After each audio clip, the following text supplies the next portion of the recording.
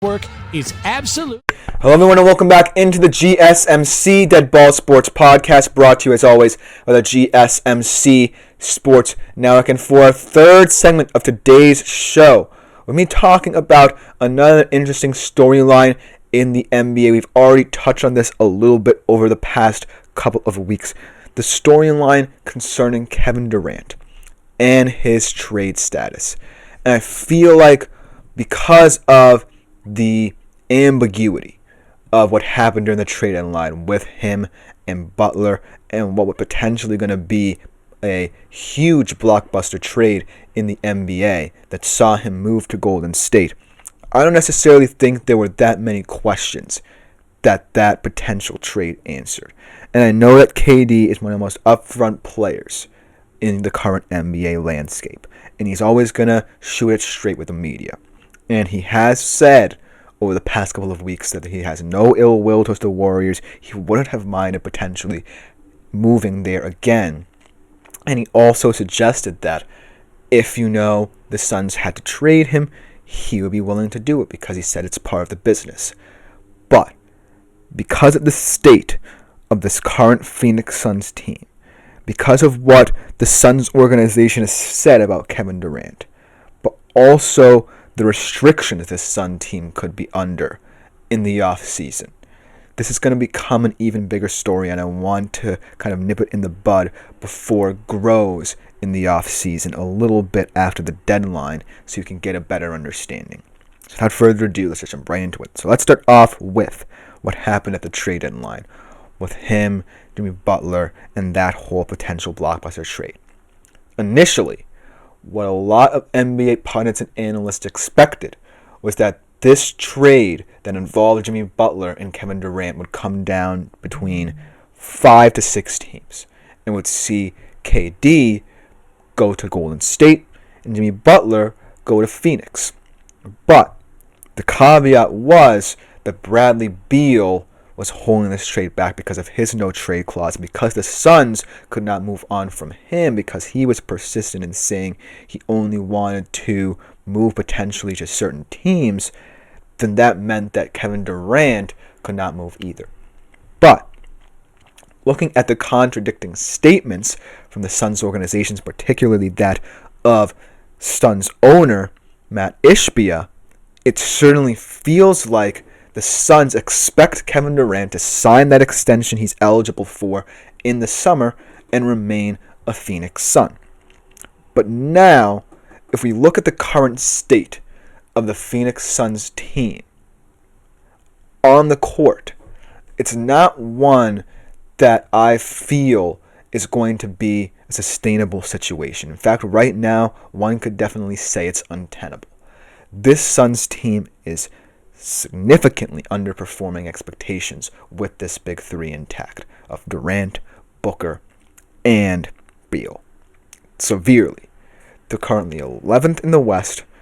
They're a couple games out of the play-in, and it certainly does not seem like there's a big path forward to where they suddenly become Western Conference contenders again, which they were expected to be heading into the season. And we look at the past couple of years of how the Suns have been run, there's no question in my mind that this was bound to come to a head.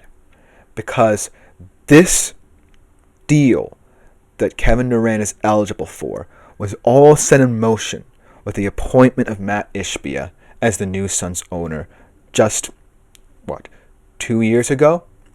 And I feel like because of that move, they've tied themselves to this kind of situation where the end might not be in sight for the foreseeable future. Because whether or not Kevin Durant remains a Phoenix Sun, it might not matter, because I feel like the magic that they had at the start of the decade has waned significantly because of the appointment of Ishbia. And Ishbia is a guy who's willing to splash the cash. He's willing to go over the luxury tax, willing to disregard the second apron. But at what cost? Because this team, when I think about it, in that early 2020 to 21 period, was one of the best in the Western Conference. In fact, they were a Western Conference champion. And if you look at that team's infrastructure compared to this one's, I feel like on paper, this team had more stars, more talent, but that 2020 to 21 Phoenix Suns team performed better because there were more defined roles, there weren't financial pressures on any significant player, and they were all willing to play under this umbrella of contention. And now it's just an ambiguous abyss of questions surrounding what could have been for the Phoenix Suns. And so this is an indictment of any one person within the Suns organization, specifically Matt Ishbia.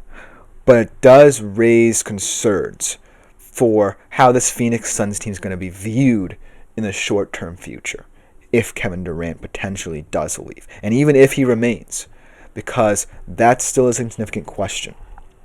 And also, considering the fact that he didn't leave during the trade deadline window and is eligible to in the summer, how many teams will enter the sweepstakes? Because Kevin Durant is still a generational player. He's still a star you would want to have in your squad, still a leader on the court and off it. But I feel like the number of destinations might be shrinking just because of what went down just a couple weeks ago before the deadline. And so that's why this situation become even more bizarre heading into the summer. But I want you all to understand that this situation was precipitated by Ishbia's trust that Kevin Durant was the missing piece. Because we compare the 2020 to 21 roster to now. And while that roster certainly overachieved many people's expectations, at least everything felt defined. Everything felt structured. You had Devin Booker playing at the peak of his powers. You had DeAndre Ayton, who many people doubted headed into that postseason as that rim protector, as that solid two-way center. And then he exceeded expectations in the postseason, and a lot of people thought that his son's career would start to become prolific. He got traded. The Mikal Bridges, a true floor spacer in that team. Cameron Payne as well. Significant contributors off the bench and as floor spacers for the big stars of this squad. Then Chris Paul was still there. And while he isn't necessarily someone who you would pinpoint for a long-term guy, he still was one of the nuclei of that roster at that time. And so I feel like with the arrival of Ishbia, maybe there was something that we didn't necessarily know going on within the Suns locker room or the organization that led to this rapid change of becoming a big three.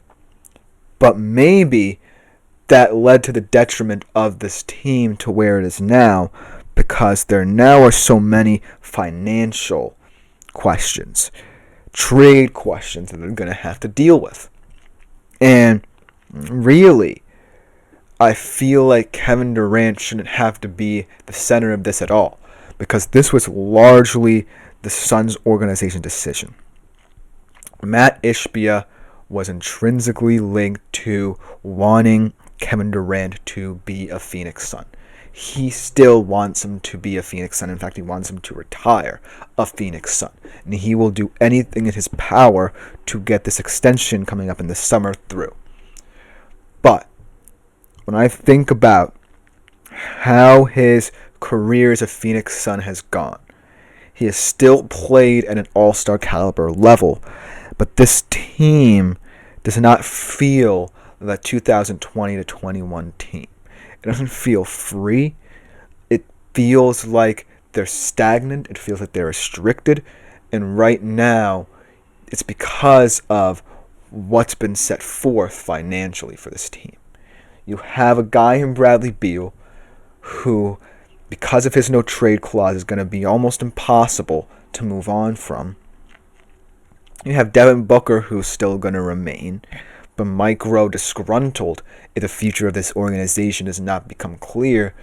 And you have KD, who you invested so much into and want him to extend in the summer, but I feel like it's going to try and find a better situation elsewhere, because right now I wouldn't want to be a Phoenix Sun in the next couple of years. And so whether or not this whole thing blows up, you have to ask the question, were the Suns better off at the start of the decade or now? Because now you have a big three, but you're 11th in the West, and this team is not coalescing together like you expected. Whereas in 2020 to 21, yes, you knew that this team potentially was going to be sold in the coming future, but at least there was hope and optimism surrounding it, and the defined roles were being set within this squad as to who could lead this team. Now, nothing is defined with this roster. And so I feel like the Suns are going to have to do a lot of soul searching to figure out where everything went wrong. But it's going to be difficult considering the fact that in the summer, this could all blow out of proportion. Media are definitely going to be covering this storyline a lot more than during the trade-in line, just because a lot of teams could be expected to be in on the Durant sweepstakes and not just the Suns trying to extend him. So that's why I kind of wanted to monitor it at its inception before it snowballs into something bigger. Because, mark my words, this could be the story of the summer in the NBA concerning Kevin Durant. And no matter what happens, whether or not he does decide to extend, the Suns could be in freefall mode just because of the failures of what they were trying to do at the start of the decade. But let me know what you think about this whole situation. Coming next, we transition to a team and what could be next for them in the short and long-term future.